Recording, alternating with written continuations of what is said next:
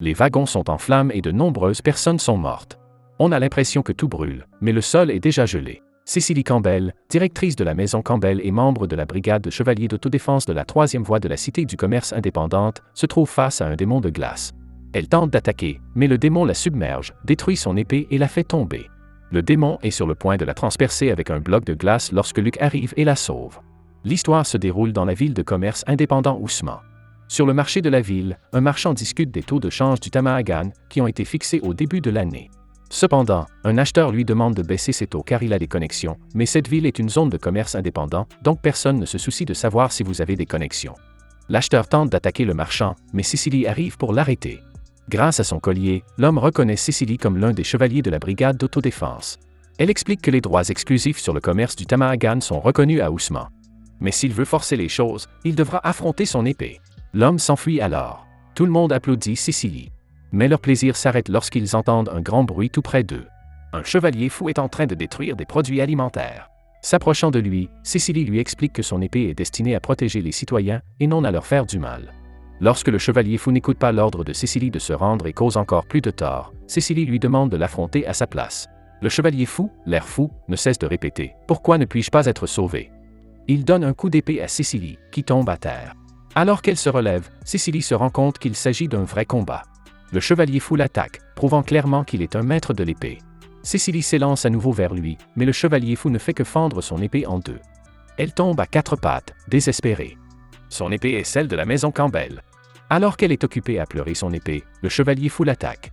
En voyant le bras du chevalier, l'homme pointe son katana vers lui et lui demande s'il est un survivant de la dernière guerre. Dans la foule, un homme masqué observe la scène. Après que les gardes ont évacué le chevalier fou, Cecily remercie l'homme de l'avoir sauvé. En bonne maladroite qu'elle est, Cecily tombe à terre. L'homme s'éloigne après avoir commenté narquoisement que Cecily est un tel chevalier. Elle tente de le poursuivre mais se retrouve à nouveau par terre. Elle entend alors un elfe blond appeler Luke après l'homme. L'elfe, Lisa, le rattrape et lui fait remarquer qu'il est rare de voir une femme chevalier. Mais Luke pense qu'elle est inutile. Luke est également très déçu que Cecily se balade avec une si vieille épée. N'étant pas d'humeur à participer à la réunion d'aujourd'hui, Luke rentre chez lui. Pendant ce temps, Cecily s'adresse à un forgeron dans l'espoir que son épée puisse être réparée. Malheureusement, le forgeron lui répond que la seule chose qu'il puisse faire est de la fondre et de la reforger. Mais alors, ce ne sera plus la même épée. Le forgeron lui raconte alors qu'il y avait des forgerons capables de réparer les épées il y a longtemps, mais qu'aujourd'hui, ils sont rares. Même s'ils. Alors que Cecily leur dit que son épée est irremplaçable, elle pense à Luke. Elle demande alors au forgeron s'il connaît Luke.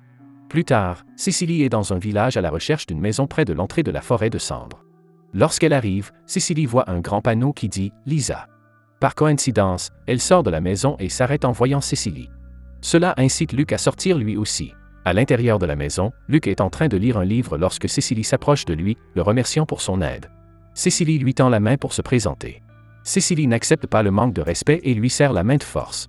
Lisa revient pour servir du thé à Cecily et se présente. Lorsque Luke demande à Cecily pourquoi elle est là, elle lui répond qu'elle veut qu'il lui forge une épée. Elle veut une lame comme celle qui est sur le mur, mais Luke décline sa demande. Ils n'ont pas forgé d'épée depuis la mort du père de Luke. Mais notre fille est tenace, elle demande à nouveau, car l'épée de Luke est de première qualité par rapport à toutes celles qu'elle a vues. Mais il refuse, disant qu'il ne forge des katanas que pour lui-même. En dégainant son épée brisée, Cecily explique qu'il s'agit d'une épée qui symbolise la maison Campbell en tant que chevalier ayant combattu depuis la guerre du contrat diabolique. L'épée était transmise à chaque génération. Lorsque son père est mort il y a 1 mois, c'est à Cecily de poursuivre l'héritage familial puisqu'elle est fille unique. Elle n'est devenue chevalier qu'il y a 1 mois. Le chef de la maison Campbell doit toujours être un chevalier. Mais le combat de tout à l'heure était le premier de Cecily, et elle a failli y laisser sa peau. Son épée, un souvenir de famille, était tout ce qu'elle avait. Mais maintenant, elle veut une épée incassable. Lisa dit à Cecily que l'épée incassable n'existe pas, mais Luke la coupe en disant que ce n'est pas ce que Cecily voulait dire. « C'est tout ?» demande-t-il. Ce que Cecily veut vraiment dire, c'est qu'elle veut que Luke la regarde. Même Luke et Lisa sont choqués d'entendre cela. En voyant leur réaction, Cecily rougit. Cecily dit qu'elle ne s'intéressera pas aux hommes asociaux comme Luke. Mais avant qu'elle ne puisse s'expliquer davantage, ils entendent une alarme. Dehors, des chevaliers sont tués par d'énormes loups aux yeux rouges. Bien qu'effrayés, ils n'ont d'autre choix que de protéger la cargaison qu'ils sont censés transporter. Non loin de là, un homme aux yeux exorbités s'esclaffe en regardant les chevaliers tâtonner. Cecily, Luke et Lisa arrivent enfin et découvrent que les chevaliers ont été attaqués par des bandits. Un chevalier mourant souligne l'importance de la cargaison. S'emparant de l'épée du chevalier, Cécilie se prépare à affronter les assaillants. Luc reconnaît immédiatement les mutants. D'après leur apparence, ils sont sous le contrôle de quelqu'un. Cécilie demande à Luc de l'observer et de voir si elle est un chevalier digne de sa lame forgée. Elle charge le mutant mais le rate. Le mutant la jette au sol. S'il y a quelque chose de cohérent chez Cécilie, c'est qu'elle est toujours à terre. Le mutant s'apprête à griffer Cécilie, mais Luc l'abat. Voyant un autre mutant derrière Luc, Cécilie le prévient à temps. Il esquive les griffes du mutant. Monsieur Eyepatch est inquiet car ils ont perdu les mutants, leur carte maîtresse. Ils devraient partir maintenant. Mais l'homme masqué sourit, disant que les mutants ne sont pas leur carte maîtresse. Eyepatch l'implore de dévoiler leur prochaine action, mais il se contente de répondre « Ça, ton cœur ne le sait que trop bien ». En bas, Luc a achevé tous les mutants qui les entouraient. Il se retourne, prêt à partir, lorsqu'il voit une lumière violette briller dans le ciel. La lumière explose alors, transformant les arbres en glace. Les environs commencent à geler tandis qu'une créature grandit et mute devant le trio. Luc est frustré de voir le monstre. C'est un contrat diabolique. Le monstre encercle toute la zone, prêt à bondir sur le trio. Luc tient son katana et presse Cécilie et Lisa de partir. Alors que le monstre commence à attaquer Luc, Lisa saisit Cécilie pour les mettre toutes les deux à l'abri, mais la conscience de Cécilie ne la laisse pas partir. En se retournant, elle voit la glace tranchante du monstre briser le katana de Luc. Le monstre envoie des blocs de glace sur Luc. Cécilie dégaine son épée brisée et la pointe vers le monstre. Celui-ci recule d'un bond et se met à pousser des ailes. Le monstre ne perd pas de temps et attaque Cécilie. N'ayant pas d'autre choix, Luc demande à Lisa de lui donner le tamahagan et la poignée, puis à Cécilie de leur faire gagner du temps. Assise sur le sol, Lisa ferme un œil tandis que l'autre se met à briller en bleu. Un cercle magique apparaît alors sous Lisa et Luc, qui placent ses outils à l'intérieur d'un orbe magique flottant et chante une incantation pour la forge. Dès qu'il a terminé l'incantation, Luc sort son katana nouvellement forgé. Cécilie, qui assiste à la scène, est subjuguée. Fascinée, Cécilie regarde le katana dans les mains de Luc. Maintenant armé, Luc s'avance devant Cécilie et lui dit de lui laisser le reste. Au même moment, l'épée de Cécilie se brise en morceaux. Bien que dévastée, Cécilie sourit et remercie son père. Cécilie Campbell, c'est à ton tour de regarder mon katana, dit Luc en s'apprêtant à attaquer le monstre de glace. Il balance son katana qui commence à brûler. Le monstre de glace lance une attaque, mais Luc la transperce. Il ne perd pas de temps et charge pour couper le bras du monstre de glace. Le monstre tente de l'embrocher avec l'un de ses bras, mais il l'esquive à temps. Le monstre hurlant se transformant en une taille encore plus grande. Il bombarde ensuite Luc de stalactites, qui l'esquive. Il n'attaque pas, ce qui déconcerte Cécilie. Lisa explique que son katana n'est pas incassable. S'il perd son arme sur le champ de bataille, il risque de mourir. Tout ce qui entoure Luc ralentit, attendant l'occasion de frapper. Lisa assure à Cécilie que Luc se débrouille bien, même s'il semble acculé. Il a enfin sa chance lorsqu'il court sous le ventre du monstre. Le katana enflammé, il le plonge dans l'estomac du monstre et remonte sa lame vers le haut. Cécilie ne se tait que lorsque le katana se dissipe dans les mains de Luc, qui s'étire les épaules en disant à Cécilie qu'il s'attend à une forte rémunération pour ses services. Cécilie répond à sa demande en précisant qu'elle s'en occupera personnellement. Alors qu'elle fait cette promesse, elle pose sa main crispée sur sa poitrine. Le problème, c'est que son armure commence à se fissurer, révélant son ample front. Lisa les regarde avec curiosité et étonnement, tandis que Luc, le pauvre, se met à saigner du nez. Réalisant ce qui se passe, le visage de Cécilie devient rouge et elle frappe Luc. Le lendemain, Cécilie rend visite à Luc pour le remercier de son aide d'hier. Malheureusement, Luc l'ignore et continue de regarder dehors. Sans se préoccuper de sa tranquillité, Cécilie détaille le rapport sur l'embuscade d'hier. Ce n'est pas possible que de simples bandits aient pu faire ça. Il y a plus que ça. Luc ne bronche pas. Cécilie craque, s'incline et s'excuse auprès de lui d'avoir paniqué hier. Au mot « panique », Luc se retourne avec colère et montre son visage tuméfié. Elle a réussi à le faire tomber et à lui gémir au visage à cause de son dysfonctionnement vestimentaire d'hier. Lisa tente de le calmer en soulignant que Cécilie est là pour s'excuser. Mais non, Luc n'est pas d'accord, d'autant plus que son joli minois a été endommagé. Lisa lui fait remarquer qu'il est également très embarrassé. Elle regarde la nouvelle armure de Cécilie et commente sa taille. Luc et Cécilie se souviennent maintenant des moindres détails de l'armure. Changeant de sujet, Lisa rappelle à Luc la réunion à laquelle il est censé assister aujourd'hui. Bien que Lisa et Cécilie l'encouragent à y aller, Luc dit qu'il ne peut pas. Pas avec un visage agressé. Pendant ce temps, la réunion de Valbanil à laquelle Luc a renoncé est en cours. Ils n'attendent plus que 2 personnes, dont Luc. Hugo Ousmane, le directeur de la Cité du commerce indépendant, rassure les participants. Luc a été prévenu de la réunion d'aujourd'hui, mais il a peut-être été pris par quelque chose d'urgent. Les gens ne sont pas satisfaits de l'absence de Luc. Sir Augustus Arthur aborde le sujet du démon qui s'est déchaîné hier à l'extérieur de la ville, ce qui surprend tout le monde. Augustus affirme que cette réunion devrait être le dernier des problèmes de Ousmane en ce moment. Mais Siegfried confirme ces informations.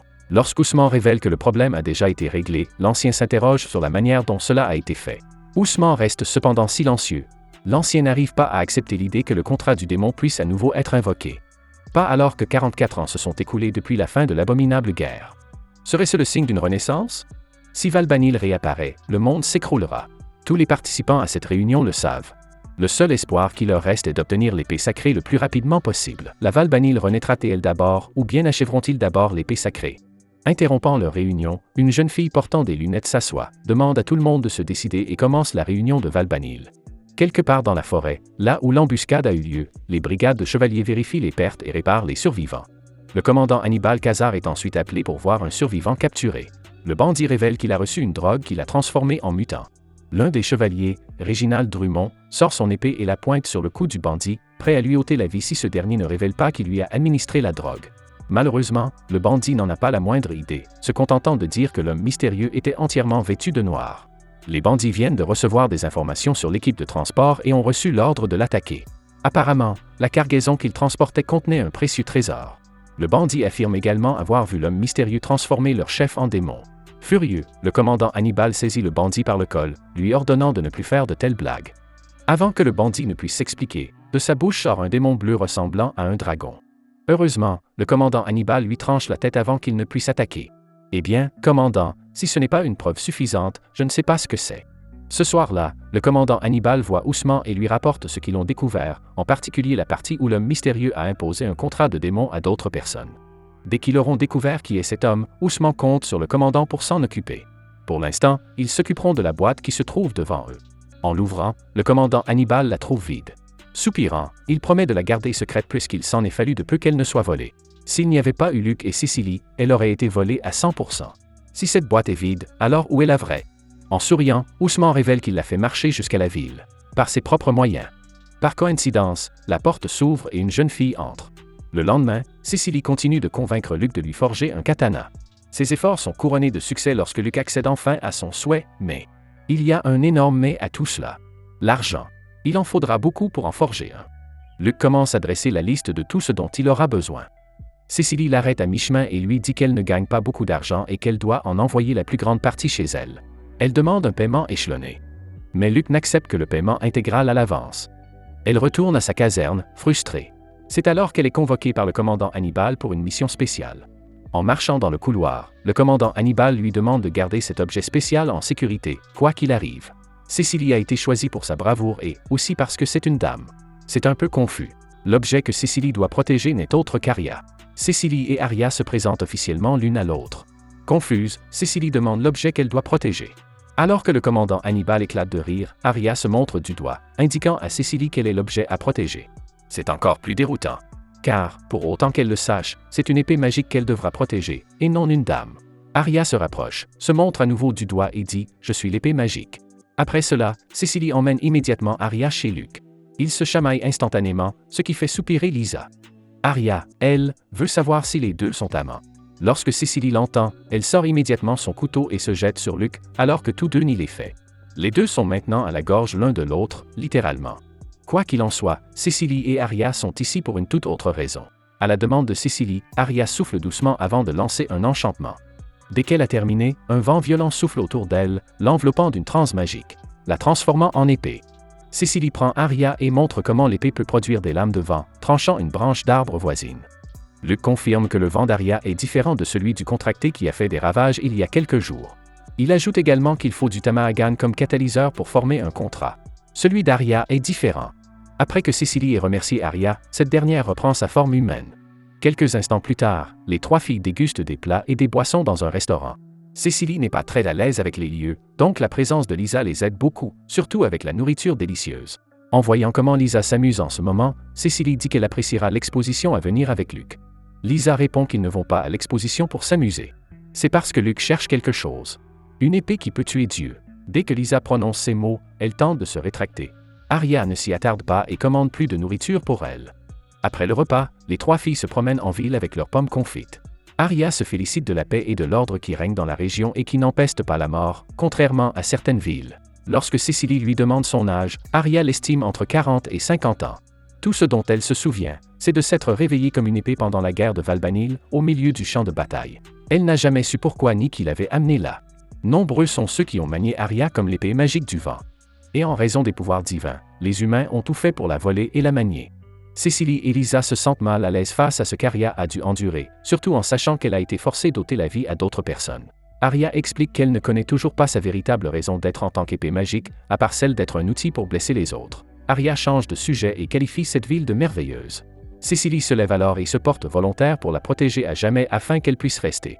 À l'intérieur des cellules de la prison, les yeux d'un détenu brillent d'une lueur rouge alors qu'il tire les barreaux de la prison. Comme s'ils étaient en transe, il se dirige vers la porte. Un démon sort de la bouche d'un autre détenu. C'est assez troublant. Les filles s'arrêtent à la caserne pour que Cécilie puisse demander à Patty ce qu'elle a demandé. Celle-ci leur présente une nouvelle épée et leur explique qu'elle est plus petite qu'une épée standard et qu'elle sera donc plus facile à manier. Dès que Cécilie a dégainé sa nouvelle épée, Lisa reconnaît rapidement la forme de la lame. Apparemment, il s'agit d'une fausse lame. Elle ne sert pas seulement à couper mais aussi pour frapper et donner des coups. Reginald fait irruption dans la pièce et s'en prend aux filles en disant sarcastiquement à Cécilie qu'elle devrait d'abord apprendre à tuer correctement. Il est là aussi pour son épée. Et probablement pour insulter les compétences de Cécilie. Les trois filles froncent les sourcils en traitant Reginald d'impoli et de grossier. Patty revient et montre à Reginald sa nouvelle épée. Il la dégaine rapidement et la qualifie avec arrogance d'outil pour tuer. Il la balance même en mimant la façon dont il va tuer ses ennemis. Cécilie n'est pas d'accord. Elle pense qu'une épée est censée protéger les citoyens et non les tuer. Reginald pointe son épée vers elle et lui dit qu'une épée n'est qu'une arme. Soutenant Cécilie, Arya dit qu'elle sait quel genre d'homme est Reginald. Il tue et prend la vie des gens, tout comme son ancien propriétaire, qui est mort de désespoir. Un son de cloche les interrompt. Les détenus mutants qui se sont échappés attaquent maintenant la ville. Sur ordre du commandant Hannibal, les chevaliers forment leur peloton et se dispersent aux endroits qui leur sont assignés. Il leur demande également de se méfier du mystérieux homme vêtu de noir. Lorsque Cécilie insiste pour les accompagner, le commandant Hannibal lui rappelle sa véritable mission, protéger l'épée magique à tout prix. Un chevalier demande ce que sont ces mutants, et selon le commandant, il s'agit d'une sorte de ver utilisé lors de la dernière guerre. Une fois qu'ils sont entrés dans votre corps, ils envahissent votre cerveau et vous transforment en une poupée à manipuler. La meilleure façon de les aider est de les tuer. De retour à la caserne, Arya remet son épée à Cécilie, répétant les paroles de sagesse qu'elle a prononcées plus tôt. Pour qu'Arya puisse rester ici pour toujours, Cécilie doit faire son travail, protéger la ville et ses habitants. Les trois filles s'élancent dans les rues et s'arrêtent dans une ruelle bondée. Cécilie reconnaît immédiatement le chevalier fou. Plus choquant encore, elle découvre l'homme vêtu de noir qui l'accompagne. Elle tente de les poursuivre, mais la foule se met à courir dans la direction de Cécilie. Cécilie bloque la ruelle et fait face au mutant. Elle réussit enfin à l'attaquer, mais le mutant se vide de son sang. Cécilie hésite et se fige sur place. Luke arrive à temps pour empêcher Lisa de s'immiscer dans le combat supposé de Cécilie. Secouant la tête, Cécilie refuse d'achever le mutant. En larmes, elle estime que le mutant est toujours un être humain et qu'elle ne peut pas lui ôter la vie. De ce fait, le mutant a eu le temps de reprendre ses esprits et de se relever. Comme si le ciel était contre Cécilie, Reginald arrive et lui ordonne de le tuer. Cécilie ne bouge pas d'un pouce, ce qui pousse Reginald à la tuer définitivement. Après l'avoir traité de lâche, Reginald laisse Cécilie avec ses amis. Désolé de ne pas être un bozo assoiffé de sang comme vous, je suppose? Elle est bouleversée par ce qui vient de se passer. Elle n'a pas changé du tout. Arya s'agenouille et essuie les traces de sang sur le visage de Cécilie, la qualifiant en plaisantante d'amoureuse sans défense. C'est la première fois qu'Arya rencontre un chevalier qui préfère ne pas tuer. Vous allez vivre longtemps, dit-elle à Cécilie. Malgré son statut de chevalier obligé de tuer des gens, Cécilie a conservé un trait de caractère important, le sens de l'humanité. Si vous voulez une suite à cet anime, abonnez-vous, laissez un like et un commentaire pour aider la chaîne à grandir. Merci d'avoir regardé cette vidéo.